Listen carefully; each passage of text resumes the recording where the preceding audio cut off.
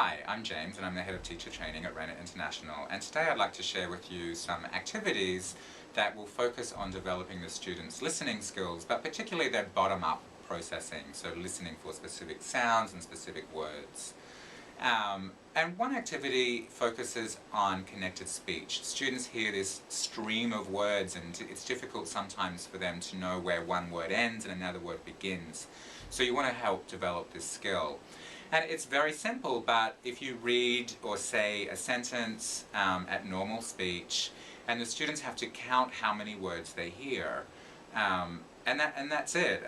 But it's difficult sometimes for them to hear the little words or know when one word ends and another word begins. So by practicing this, it's a really helpful skill.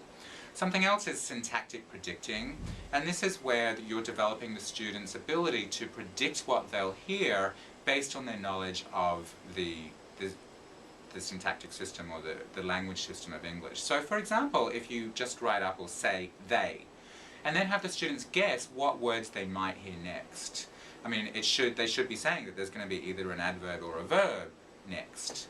And then once you say, like, for example, they go, then they can predict what kind of words or what words they may hear next. And then if you say they go to the beach, then they have to discuss and think about, well, what kind of words or what words might I hear next?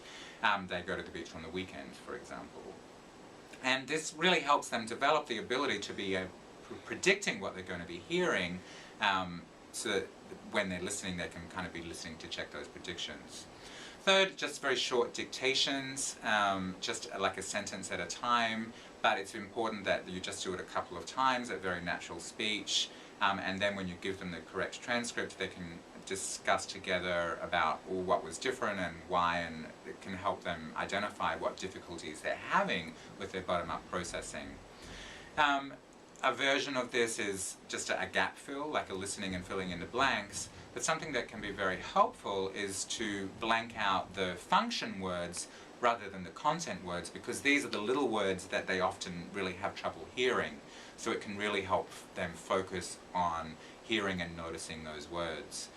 And finally, another dictation activity that you can do, but this time it's a focused dictation, and it's helpful if there are specific elements of the language system that you want to focus on. For example, if you wanted to focus on the difference between e and e, you could dictate the sentence, "Did you say chess or cheese?" And the students have to write it down, and again, because you're focusing just on those sounds.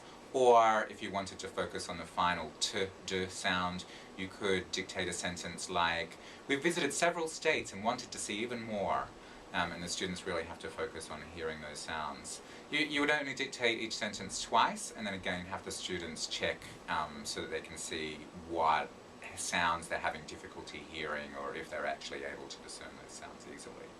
So I hope that you find these activities helpful. And if you just do them just like for a short time in varying classes, then the students will really help. It will really help the students. So